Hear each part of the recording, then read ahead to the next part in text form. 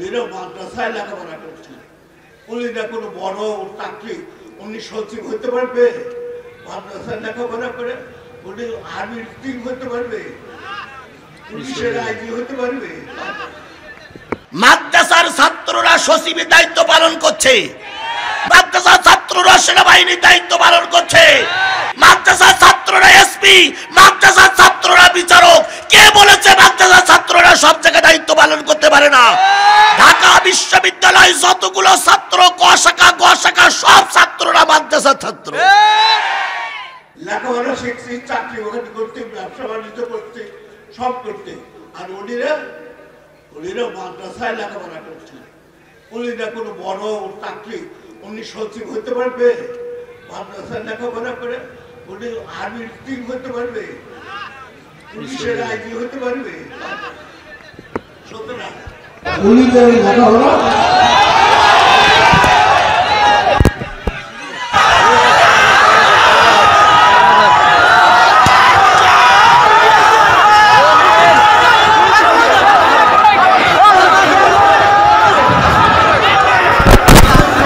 সম্মানিত মুসলমান, আমি আপনাদেরকে বিশেষভাবে আহ্বান করছি, সবাই বসে পড়ুন।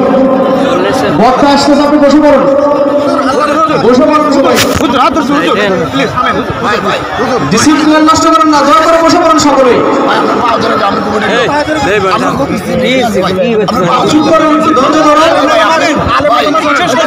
বক্তা চলে আসতেছে ইনশাআল্লাহ, আপনারা সকলে বসে যান। বিশৃঙ্খলা করেন না, সকলে ইনশাআল্লাহ বসে যান। সঠিক জবাব দিয়ে দিবেন।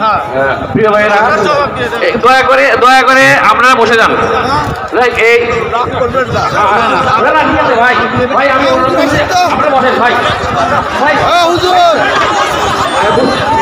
ভাই ভাই আমি বলি না না না ভাই, আচ্ছা হয়েছিল ভাই, আপনারা বসেন। ঠিক আছে, কথা শুনেন ভাই, কেন উত্তর রক্ষা করবেন আপনি? ভাই কথা শুনবো, ঠিক আছে।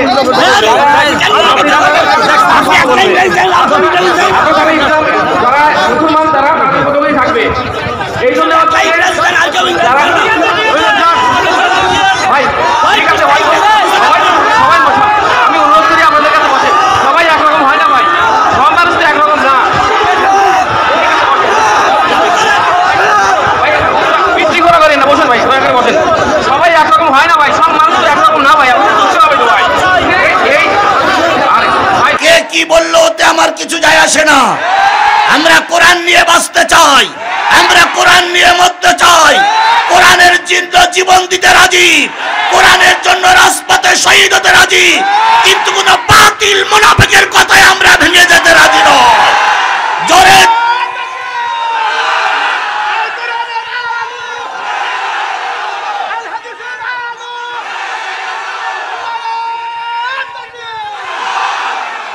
যখন ময়দানে ব্যাঙের মতন সবাই পালিয়েছিল, তখন জিহাদি ময়দান কাঁপিয়ে কথা বলেছে। আর এখন বসন্তের কোকিল হয়ে ওর ভুলদারো নিজের চেহারাটাকে আয়নায় দেখো, আয়নায় দেখো, আয়নায় দেখো, আয়নায় দেখো, নিজের চেহারা আয়নায় দেখি দেখো। 90 বছর বয়স হয়েছে, এখনো দাড়ি উঠিনি। আমরা একদল স্বৈরাচারীরে তাড়াইছি, আর এক দল যদি ওই স্বৈরাচারের ভূমিকা পালন করে, তাহলে ওই স্বৈরাচারের তাড়াই লাভ কি? ওই স্বৈরাচার তো ভালোই ছিল, আমাদের আগে মাহফিলে কথা বলতে দিত না স্বৈরাচারেরা। আপনারা যদি একই ভূমিকা পালন করেন, তাহলে ওদের তাড়িয়ে লাভ কি? ওরাই তো ভালো ছিল। যত আপনাদের স্যালুট দিচ্ছি, তত ঘাড়ের পরে দিন দিন করে নাচতেছেন। আমরা কিন্তু ভারত থেকে পাসপোর্ট করে আসিনি, আমরা মায়ানমার থেকে পালে আসিনি, আমরা আসমান থেকে নাজিল হইনি, জমিন থেকে ফুটে আসিনি। আপনার উল্লাপাড়ার কথা বলার অধিকার আছে, আমারও কথা বলার অধিকার আছে, কারণ আপনি বাংলাদেশের নাগরিক, আমিও বাংলাদেশের নাগরিক। যে কোরআন প্রচার করার জন্য কেউ কোনো অনুদান নিতে পারবে না, কেউ পয়সা নিতে পারবে না, কেউ কোনো রকম দিতে পারবে না এই কোরআন প্রচারের জন্য। আপনি একটা চাকরিতে নিয়োগ পেয়েছেন, আগেই দেখেন যে আপনার স্কেল কত। স্কেল যদি কম হয়, আপনি চাকরিতে জয়েন দেন না, তাহলে আপনার স্কেলের দরকার। আর হুজুরের রাস্তায় শুধু বিক্রি করে বেড়াবে। আমরা এই হুজুর করে আসতেছি 50,000, 40,000, 60,000 টাকা দিয়েছে। কি জন্যে? কোরআন শোনার জন্য, আল্লাহর বাণী শোনার জন্য। আমরা মৌলবী হয়েছে শুধু এই খয়রাত নেওয়ার জন্য। হুজুরের টাকা নিয়ে চলে যায়, তাহলে হুজুরদের আজ জায়গার জন্য। হুজুরদের টাকা নিয়ে যদি আপনাদের ভালো না লাগে, আপনি সহজ করবেন। তাই কয়টা লোক আপনার অশ্বরে, আর হুজুরের টাকা নেবেন, তাহলে বউ ছেলে মেয়ে লোকের কাছে বন্ধক নাকি আসবে, তাই না? আপনাদের কে ডাকতে বলে আমাদের? আমরা ঘেরা পিটাই পিটাইছি যে হুজুরি দাওয়াত করো, হুজুরি দাওয়াত করো। মদিনা শরীফ জিয়ারত করলাম, অনেক ধর্মের কাজ করলাম, লক্ষ লক্ষ টাকা বিতরণ করলাম। আমার 90 বছর বয়স, দাড়ি রাখাটা যে সুন্নত, এটা কেন আমি দেখলাম না?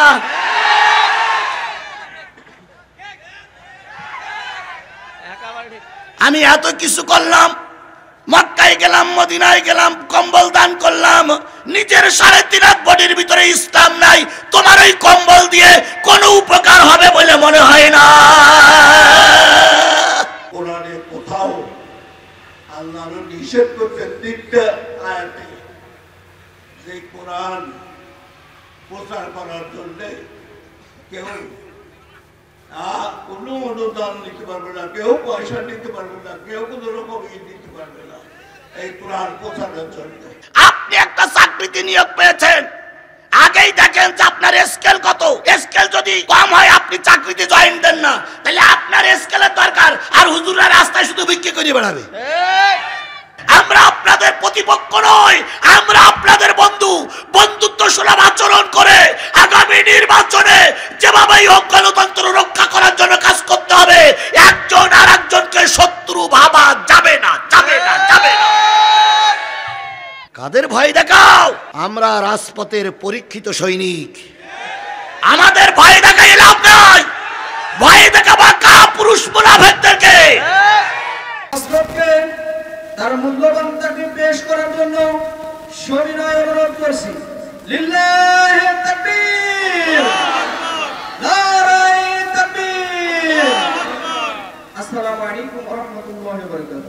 জনাব এম আকবর আলী, উনি 1-1.5 মিনিটের মধ্যেই আমাদের এই প্যান্ডেলে এসে উপস্থিত হবেন। আমি অতিথির কাছে মাথা বিক্রি করিনি। কুমারগাতি কেন্দ্রীয় জামে মসজিদ সহ আজকের এই মাহফিলের শ্রদ্ধেয় ওলামায়ে হযরত, শ্রদ্ধেয় বক্তাবৃন্দ, সামনে উপবিষ্ট দিনদার, পরেশগার, মুত্তাকি মুসলমান ভাই ও বন্ধুগণ, 3টা ঘর আছে পৃথিবীতে। একটা ঘর হলো মসজিদ। কার ঘর? আল্লাহর ঘর। আরেকটা ঘর হলো মাদ্রাসা। কার ঘর? আরেকটা ঘর হলো আমার নিজের ঘর। সেই ঘরটার নাম কি? কবরস্থান। আপনারা নিজের ঘরের পাশেই বসে আছেন, কথা বলেন ঠিক না বেঠিক? এর পাশেই কবরস্থান। হাজারো মানুষ ওই কবরস্থানে চিরবাড়িতে ঘুমিয়ে গেছে। বন্ধ করে দেই, যদি ভালো না লাগে বন্ধ করে দেয়। মৌলানা সাহেবের কথা শুনে, হ্যাঁ, আপনারা কি শুনতে চান? কোরআন শুনতে চান, না গল্প গজল শুনতে চান, নাকি আমি সুদ করে বলবো, কাদের ভাষায় বলবো? আমি তো কেউ অন্য কিছু বলতেছি। আপনার বাপ মাকে খাওয়াবেন না, তাদের টাকা দেওয়া দরকার, তাদের সাথে ভালো ব্যবহার করা দরকার। কোরআনের আদেশ, সেগুলি শিখেন। সেগুলি পড়ে তো শিখলেন না। বাপ মাকে ভাত দেন না, কজন ভাত দেন? আচ্ছা, আমি বলতে করতেছি, এখন আর বলবো না। তবে আমি বলবো, আপনারা সত্য কথা বলতে কেউ কিছু মনে করুক, আমার কাছে কিছু আছে। আমি সত্য কথা বলবো, যেটা পড়ে আমি বুঝেছি, কোরআন পড়ে যা বুঝেছি। কোরআনে কোথাও আল্লাহ নিষেধ করছে 3টা আয়াতে, যে কোরআন প্রচার করার জন্য কেউ কোনো অনুদান নিতে পারবে না, কেউ পয়সা নিতে পারবে না, কেউ কোনো রকম দিতে পারবে না এই কোরআন প্রচারের জন্য। আল্লাহ 3টা আয়াতে বলেছে। সূরা বাকারায় আছে। আমরা কি করছি? আমরা কি এই নিষেধ মানছি? আমরা এই হুজুর করে আসতেছি 50,000, 40,000, 60,000 টাকা দিয়েছে কি জন্যে? কোরআন শোনার জন্য, আল্লাহর বাণী শোনার জন্য। তাহলে আল্লাহর নিষেধের পরিবর্তে কাজ করতেছি আমরা। হ্যাঁ, হুজুর একটা কথা বলছে, সেই কথাটা আমি হুজুর কাছে ব্যাখ্যা চাবো। উনি বলছেন মাদ্রাসা, মসজিদ, মাদ্রাসা দান করলে পরে আপনাদের নাকি সব হবে। ওখানে কিন্তু বদনায় বিজ্ঞান কলেজে দান করলেও সব হবে, সরকারি আগ্রহী কলেজে দান করলে সব হবে, বর্ণালী বিজ্ঞান স্কুলে দান করলে সব হবে, এগুলো বলেন। তারপরে ওখানকার লেখাপড়া কোনো কাজের না। আমি তো ওখানকারই লেখাপড়া করছি, লেখাপড়া সবই শিখছি। তাই ওখানকার লেখাপড়া না করলে আমরা চাকরি করবো, আমরা কিন্তু ওয়াজ করে বেড়াবো, ওয়াজের টাকা আপনাদের কেউ দিবে? আমরা তো জানি না। লেখাপড়া শিখছি, চাকরি ওখানে করতে, ব্যবসা বাণিজ্য করতে, সব করতে। আর উনিরা মাদ্রাসায় লেখাপড়া করছে। উনিরা কোনো বড় চাকরি, উনি সচিব হতে পারবে? মাদ্রাসায় লেখাপড়া করে উনি আর্মির চিফ হতে পারবে? পুলিশের আইজি হতে পারবে? সুতরাং উনিদের লেখাপড়া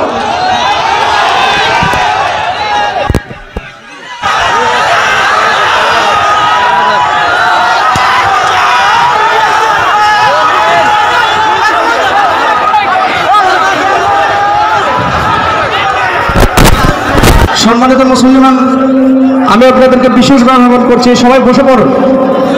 বক্তা আসতেছে, আপনি বসে পড়ুন, বসে পড়ুন সবাই। ডিসিপ্লিন নষ্ট করেন না, দয়া করে বসে পড়ুন সকলে। চুপ করুন, ধৈর্য ধরুন। বক্তা চলে আসতেছে ইনশাআল্লাহ, আপনারা সকলে বসে যান। বিশৃঙ্খলা করেন না, সকলে ইনশাআল্লাহ বসে যান। সঠিক জবাব দিয়ে দিবেন। প্রিয় ভাইয়েরা, দয়া করে আপনারা বসে যান। এই ভাই ভাই আমি অনুরোধ করছি, আপনারা বসেন। ভাই ভাই ভাই ভাই আমি বলি না না না না ভাই, আচ্ছা হয়েছে তো ভাই, আপনারা বসেন। ঠিক আছে, কথা শুনেন ভাই, কেন উত্তর রক্ষা করবেন আপনি? ভাই কথা শুনবো, ঠিক আছে।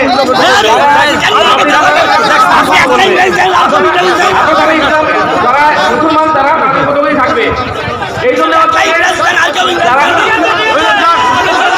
ভাই ঠিক আছে ভাই, সবাই বসে। আমি অনুরোধ করি আপনাদের কাছে বসে, সবাই একরকম হয় না ভাই, সব মানুষ তো একরকম না। বিক্রি করা করেন না, বসেন ভাই, দয়া করে বসেন। সবাই একরকম হয় না ভাই, সব মানুষ তো একরকম না ভাই, আপনাদের বুঝতে হবে তো ভাই। এই ভাই বুঝতে পারছি না ভাই, আপনারা বসেন, দয়া করে বসেন। আমি বলি এই ধৈর্য না ধরতে পারলে কেন কেন জানি মানুষই পারতো না।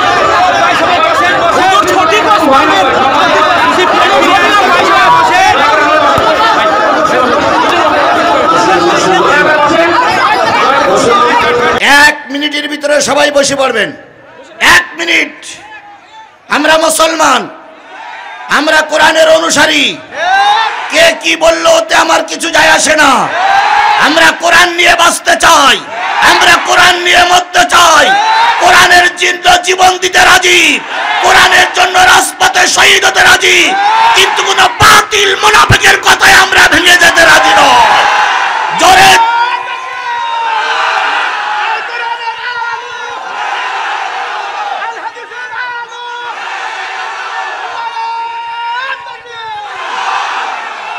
মুরব্বী যে কথাগুলো বলেছেন, আমি তো অনেকক্ষণ বসে আছি, কিন্তু একটা কথা আমার খারাপ লেগেছে। আমি বলেছি মসজিদ কার ঘর?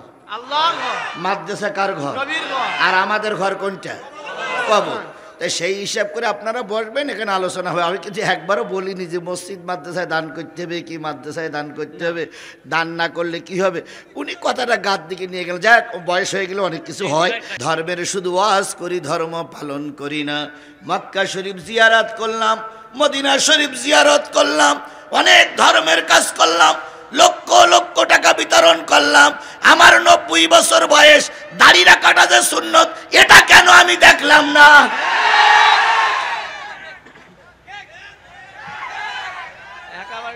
আমি এত কিছু করলাম, মক্কায় গেলাম, মদিনায় গেলাম, কম্বল দান করলাম, নিজের 3.5 হাত বডির ভিতরে ইসলাম নাই, তোমার ওই কম্বল দিয়ে কোনো উপকার হবে বলে মনে হয় না। মাদ্রাসার ছাত্ররা সচিবের দায়িত্ব পালন করছে, মাদ্রাসার ছাত্ররা সেনাবাহিনীর দায়িত্ব পালন করছে, মাদ্রাসার ছাত্ররা এসপি, মাদ্রাসার ছাত্ররা বিচারক। কে বলেছে মাদ্রাসার ছাত্ররা সব জায়গায় দায়িত্ব পালন করতে পারে না? ঢাকা বিশ্ববিদ্যালয় যতগুলো ছাত্র, ক শাখা গ শাখা, সব ছাত্ররা মাদ্রাসার ছাত্র।